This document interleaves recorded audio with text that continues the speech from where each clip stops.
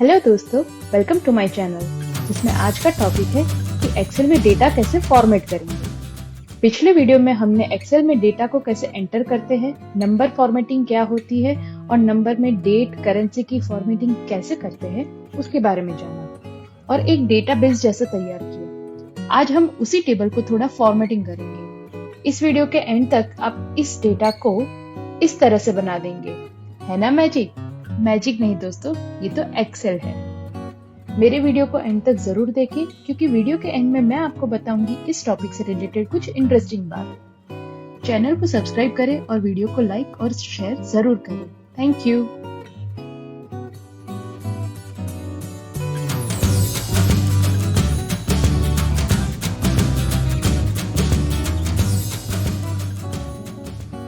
तो चलिए शुरू करते हैं। एक्सेल पे फॉर्मेटिंग करने से आप सेल का या वर्कशीट का अपीयरेंस बदल सकते हैं, मतलब उसको प्रेजेंटेबल बना सकते हैं। तो चलिए हमने जो कल डेटाबेस बनाया था उसको दिखने में थोड़ा अच्छा करते हैं, यानी कि उसकी फॉर्मेटिंग करते हैं। सबसे पहले मैं आपको बता दूं कि हम यहाँ से टेबल को फॉर्मेट कर सकते हैं, पर उसके लिए हम पूरा एक सेपरेट वीडियो बनाएंगे। अभी हम इस टेबल को सेपरेटली कैसे फॉर्मेट कर सकते हैं उसके बारे में जानते हैं। लास्ट वीडियो में हमने इतना डेटा एंटर किया था।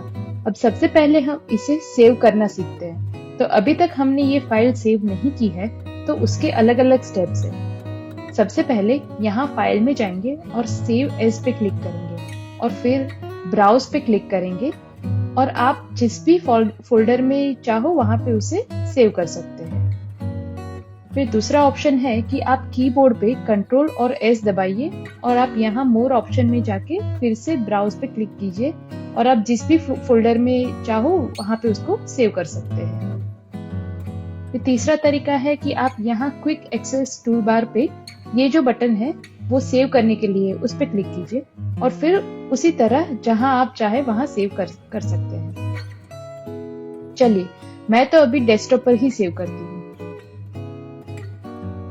ओके, अभी हमारी फाइल सेव हो गई है। तो अब हम टेबल पे काम करना शुरू करते हैं। ये जो डेटा एंटर किया है, अब सबसे पहले हमें लगा कि अरे इसका हेडिंग तो हमने दिया ही नहीं है, ये कौन सा टेबल है, कैसे पता चलेगा।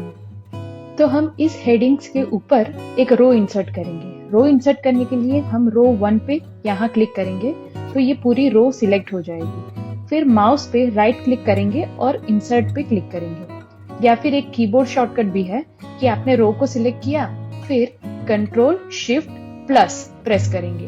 मैं जब भी आपको बोलूं कि कंट्रोल स्पेस दबाना है या कंट्रोल शिफ्ट प्लस दबाना है, तो उसका ये मतलब है कि पहले आपको कंट्रोल की को दबा के रखना है, उसके बाद शिफ्ट को दबा के रखना है और फिर प्लस साइन को दबाना है। अब हमने कंट्रोल शिफ्ट प्लस दबाया तो इससे क्या होता है कि जिस रो को आपने सिलेक्ट किया है उसके ऊपर ही रो इंसर्ट होगी। दूसरा एक तरीका है कि आप यहाँ रो इंसर्ट करना चाहते हो वहां पे सिर्फ एक सेल को सिलेक्ट कीजिए और माउस पे राइट क्लिक कीजिए और इंसर्ट पे क्लिक कीजिए। तो इस तरह से एक छोटी सी विंडो आपके सामने आएगी, उसमें क्लिक कीजिए एंटायर रो। अगर आप शिफ्ट सेल डाउन करेंगे तो आप जिस सेल पे है उसी सेल को वो नीचे धकेलेगा। तो ये ध्यान रखिए कि इंसर्ट रो में आप जब भी रो ऐड करेंगे तो वो सिलेक्टेड रो के ऊपर ही रो इंसर्ट करेगा। चलिए यहाँ हमने रो ऐड कर दी। अब हमें यहाँ पे सीरियल नंबर ऐड करना है। तो ऊपर जितने तरीके हमने देखे वैसे ही कॉलम भी ऐड कर सकते हैं। कॉलम को सिलेक्ट किया और मैंने कंट्रोल शिफ्ट प्लस प्रेस किया और ये कॉलम ऐड हो गया। अब यहाँ लिख देते हैं सीरियल नंबर। यहाँ पे 1 लिखेंगे, यहाँ पे 2 लिखेंगे। अब हम इन दोनों को सिलेक्ट करेंगे और आपको यहाँ जो ये बड़ा सा डॉट जैसा दिख रहा है उस पर कर्सर चेंज भी हो जाता है। उस पर डबल क्लिक करेंगे तो वो ऑटोमेटिकली एंड रिकॉर्ड तक नंबर्स ऐड कर देगा। अब यहाँ पे हेडिंग्स लिखते हैं स्टूडेंट परफॉर्मेंस रिपोर्ट। अब इसको मुझे एकदम बीच में देखना है, जैसे कि मैंने टेबल का टाइटल लिखा है। तो हम यहाँ पहले सेल से शुरू करके हमारे टेबल के लास्ट कॉलम तक को सिलेक्ट करेंगे। ध्यान रखिएगा कि आप यहाँ से पूरी रो को सिलेक्ट ना करें, क्योंकि वो ए से लेके हमारे एंड के कॉलम तक यानी कि XFD तक सिलेक्ट कर लेगा। तो हमें हमने ये सिलेक्ट किया। अब यहाँ पे ये जो आप देख रहे हैं, अगर हम मर्ज एंड सेंटर पे क्लिक करेंगे तो ये सारे सेल को मर्ज करेगा और हमारे टेक्स्ट को बीचों बीच लाके रखेगा। मर्ज एंड अक्रॉस को करेंगे तो वो सारे सेल को मर्ज करेगा पर हमारे टेक्स्ट को वहीं पे लेफ्ट अलाइन रखेगा। और एक चीज कि वो सिर्फ रो को ही मर्ज करता है। अगर हम किसी कॉलम पे मर्ज अक्रॉस करना चाहे तो वो नहीं करेगा। उसके लिए हम मर्ज सेल यूज कर सकते हैं और अनमर्ज सेल पे क्लिक करने से ये अनमर्ज हो जाएगा। अब हमने ऑलरेडी एक बार फाइल को नाम दे के सेव किया है, तो आपको अब कंट्रोल और एस दबाना है या फिर यहाँ क्विक एक्सेस टूलबार्स में यहाँ सेव पे क्लिक करना है। ये आप बीच बीच में करते रहिएगा। ये सारे ग्रुप्स पे मैं डिटेल में अलग से वीडियो बनाऊंगी, तो आप उसको अपने हिसाब से इस्तेमाल कर सकते हैं। अब यहाँ हेडिंग पे आते हैं। ये जो फर्स्ट नेम हमने लिखा है वो तो पूरा दिख नहीं रहा, तो उसके दो ऑप्शन है, या तो कॉलम की विड्थ हम बड़ी कर दें या टेक्स्ट को रैप कर दें। ये फर्स्ट नेम तो फिर भी काफी छोटा टेक्स्ट है, तो हम यहाँ पे दो कॉलम के बीच में उस पर डबल क्लिक करेंगे तो वो कॉलम को उसके विड्थ के हिसाब से एडजस्ट कर देगा। पर अगर कभी टेक्स्ट बहुत बड़ी हुई तो वो कॉलम को कुछ ज्यादा ही चौड़ा कर देगा, तो तब हम यहाँ से ये ऑप्शन यूज कर सकते हैं रैप टेक्स्ट। वो आपकी टेक्स्ट को कॉलम की विड्थ के हिसाब से मल्टीपल लाइंस में रैप कर देगा। जैसे कि ये देखिए, ये बहुत चौड़ा हो गया, पर अगर मैं रैप टेक्स्ट करूं तो वो कॉलम को उतना ही रखेगा, पर उससे मल्टीपल लाइंस बना देगा। ओके, तो अभी मैं इसको रैप टेक्स्ट कर देती हूँ। यहाँ मैं पूरी रो सिलेक्ट करूंगी और रैप टेक्स्ट। अब मेरे सारे कॉलम्स अनइवन लग रहे हैं, तो मैं देखूंगी मेरा सबसे बड़ा वर्ड कौन सा है।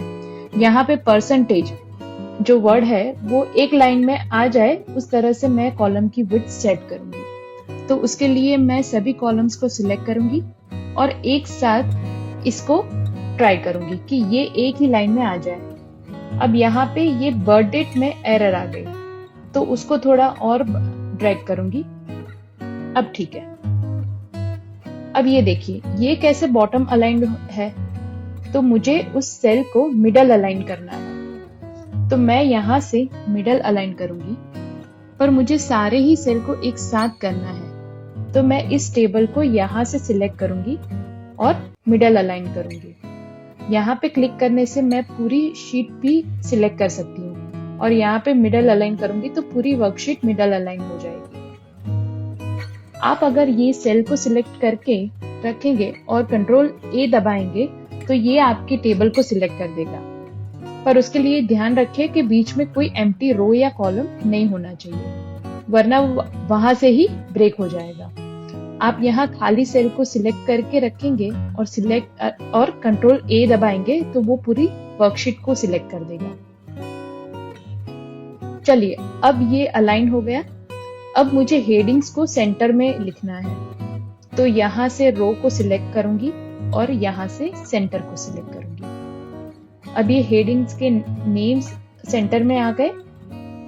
अब मुझे उसको थोड़ा हाईलाइट करना है, टाइटल और हेडिंग दोनों को। तो मैं दोनों को सिलेक्ट करूंगी और यहाँ से बोल्ड क्लिक करूंगी या कंट्रोल V दबाऊंगी तो ये बोल्ड हो जाएगा। अब मुझे इन दोनों को थोड़ा और हाईलाइट करना है, तो इस टाइटल को सिलेक्ट करूंगी और ये फिल कलर से मैं सेल के बैकग्राउंड का कलर चेंज कर सकती हूँ। ये सारे ऑप्शन है और यहाँ मोर कलर पे जाके भी चाहे तो कलर सिलेक्ट कर सकते हैं। अब मुझे ये फॉन्ट है उसका कलर और साइज दोनों चेंज करना है, तो यहाँ पे फॉन्ट कलर में जो आपको पसंद हो वो कलर सिलेक्ट करें। ये चेंज हो गया। अब फॉन्ट की साइज और फॉन्ट मुझे चेंज करना है, तो यहाँ साइज में अभी 11 है, उसको 14 सिलेक्ट करेंगे और फॉन्ट ये वाला सिलेक्ट करेंगे। अब नीचे हेडिंग्स को भी हमें इस तरह से चेंज कर सकते हैं। तो अब इन सबको सिलेक्ट कर लिया। अब बैकग्राउंड चेंज करेंगे, फिर फॉन्ट का कलर, साइज और फॉन्ट को भी चेंज करेंगे। अब ये डेटाबेस का फॉन्ट साइज और कलर तो ठीक है, बस मुझे फॉन्ट को चेंज करना है, तो मैं इसको सिलेक्ट करूंगी और ये चेंज। अब मुझे टेबल की बॉर्डर्स बनाना है, तो यहाँ पे ये इसे सिलेक्ट किया और बॉर्डर में हमारे पास अलग अलग ऑप्शंस हैं, तो मैं सिलेक्ट करूंगी ऑल बॉर्डर्स। अब मैं चाहती हूँ कि जो आउटर बॉर्डर है वो थोड़ी थिक हो, तो सिलेक्ट करेंगे और ये थिक आउटसाइड बॉर्डर्स। अब ये सीरियल नंबर वाले कॉलम के नंबर्स को मैं सेंट्रल अलाइन कर देती हूँ और उसे थोड़ा छोटा कर देती हूँ।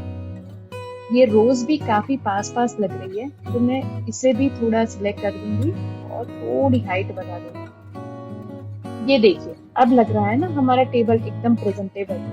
अगर किसी को हमें कभी कोई मीटिंग में प्रेजेंट करना हो तो इस तरह से फॉर्मेटेड टेबल कितना अच्छा लगेगा, है ना।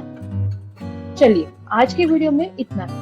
अब हम नेक्स्ट वीडियो में मिलेंगे, पर जाने से पहले समय है हमारी कुछ फन फैक्ट जानने का। Something good to no.